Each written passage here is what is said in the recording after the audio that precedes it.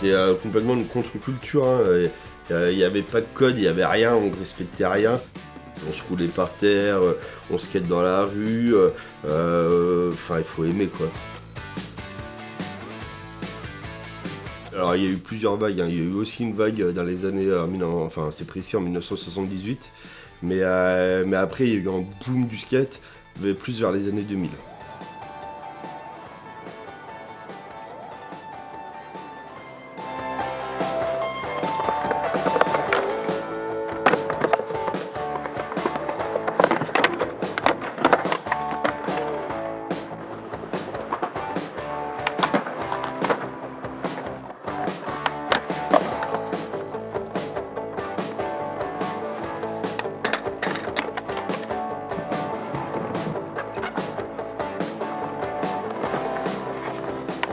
En fait, il y a une marque de skate qui s'est créée, une première marque européenne, où le gars il a décidé de verser des salaires à des skateurs professionnels, donc en Europe. Il y a eu un autre facteur, il y a eu un caméraman qui s'appelle Fred Mortagne, qui était caméraman, qui avait réalisé des vidéos de skate qui étaient assez innovantes pour l'époque. Il y a les Américains qui ont découvert ce talent-là. Du coup, ils ont demandé de réaliser des vidéos. Enfin, ils ont demandé à Fred de réaliser des vidéos pour les Américains. Aux États-Unis, skater, c'est assez compliqué, les spots ils sont interdits, tu peux pas skater de partout. Du coup, les Américains ils ont compris qu'il y avait des nouveaux spots à skater autres que les États-Unis. Du coup, il y a eu tout ce truc-là, tout cet engouement, et ça fait que ils ont squatté pendant plusieurs années à Lyon.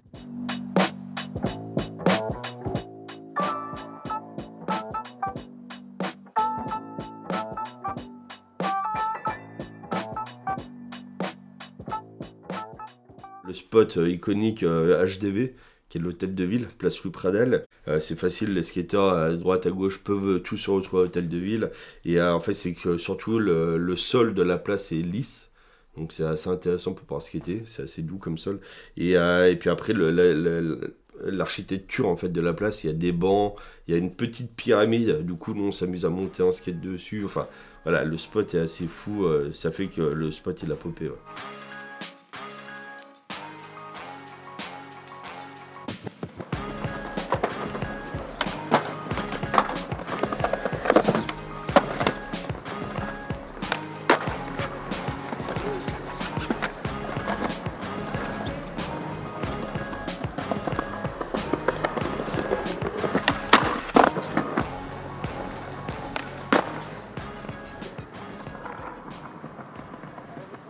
On pourrait parler par exemple des 25 marches du Ciné-Cité, qui est un spot mythique dans le monde entier, qui a fait les couvertures de magazines américains et tout.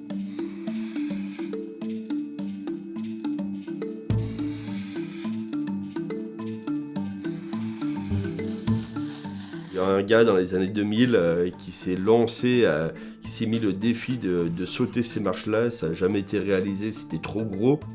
Et puis des années plus tard, il y a un petit jeune qui est arrivé, qui s'est entraîné toute sa vie, qui a réalisé ce trick, qui a réussi.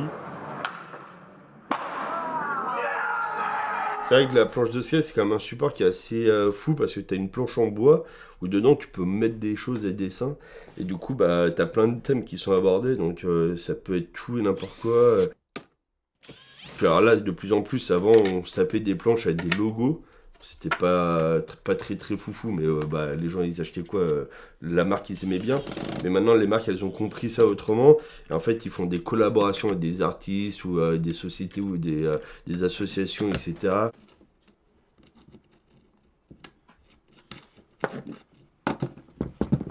Tu te retrouves à des milliers et des milliers de collaborations dans tous les sens, dans tous les univers, que ce soit, je sais pas, la BD, la musique, le cinéma, des associations, des artistes, du graffiti, enfin, des sculpteurs, enfin, ça peut être tout et n'importe quoi.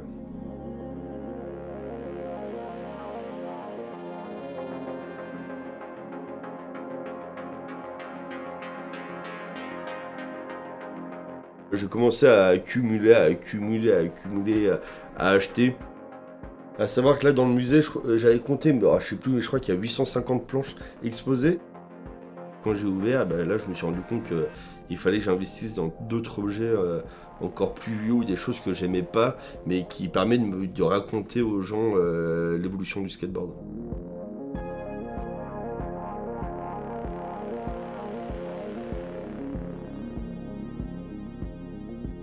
Il faut venir visiter les gens. Venez, venez skater, il y a une rampe dehors.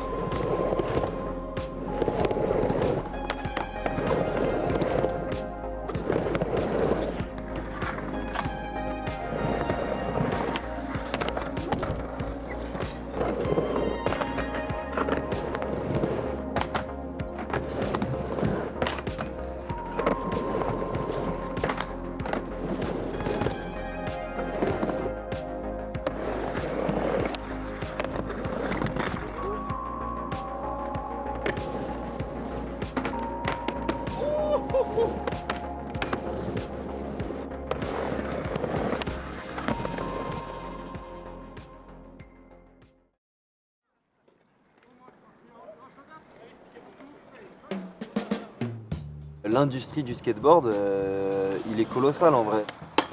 En 20-30 ans, c'est un truc qui s'est révolutionné, tu vois. Je me souviens de la toute première fois que je suis monté sur une planche, c'était devant le collège. Il y avait des copains, une bande de mecs qui avaient ramené un skate. Et du coup, vu qu'il y en avait un à la maison après, j'ai piqué celui de mon frère et j'ai avancé avec celui de mon frère.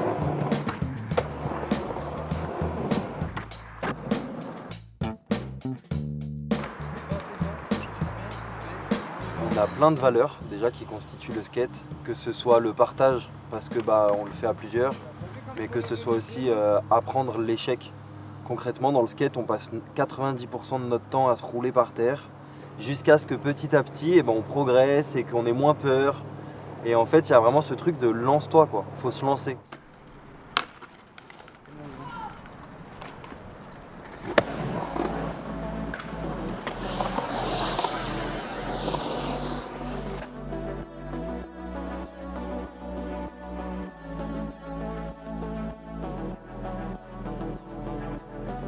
Les pitchouns, les enfants, à chaque fois, on leur apprend à partager le skatepark, à lever la tête, à s'entraider les uns les autres et à tomber et y retourner, jamais abandonner.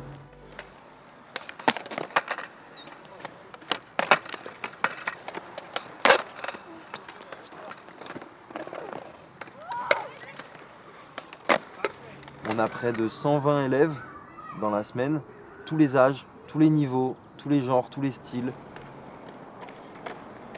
Je m'appelle Léon Roche, j'ai 13 ans, ça fait 3 ans que je fais du skate. Et donc je suis en perfection avec mes deux copains Antonin et Emilien.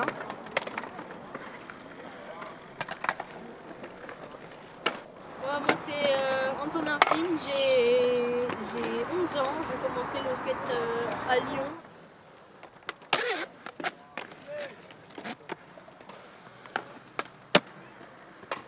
Regardez que pas comme... tu vois, Léon il fait bien du flat, il est déjà par terre. Moi je m'appelle Emilien Balade, j'ai 13 ans, ne me sentirai pas. J'ai commencé le skate il y a 3 ans et demi je crois. Et j'ai commencé le skate parce que j'ai un ami qui m'a mis au skate.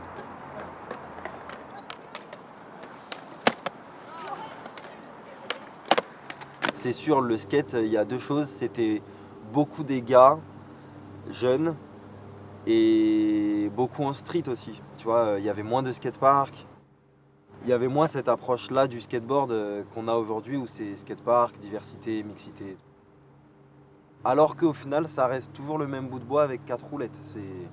On est sur le même concept.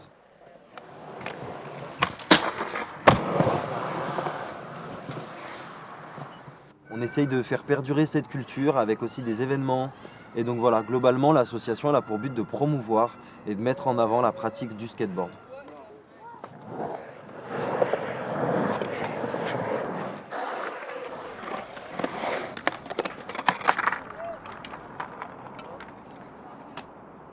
J'ai eu ce déclic où je me suis dit, tente. Rapidement, je me suis rendu compte du bien que ça me faisait. Et là, je me suis dit, il faut que ça fasse du bien aussi à d'autres personnes. Finalement, on est une asso, mais je le définis plus comme un mouvement, Social Basket, où là, on vient justement, on tend la main aux personnes qui, comme moi, avaient ces doutes Au début, c'est juste ce qu'on va faire. Tu vas pas mettre tout le temps. Mais vas-y, regarde, tu vas regarder. Vas-y, va voir. Commencer le skate en étant une femme, c'était aussi un peu compliqué. Là, dans les nouveaux adhérents, enfin auprès de la fédération, en moyenne, tu as à peu près entre 30 et 40% de femmes qui s'inscrivent dans la pratique, ce qui est énorme. Et tu as vraiment tous les âges. Donc les femmes vont vraiment pratiquer et il n'y a plus cette notion de c'est une pratique uniquement masculine.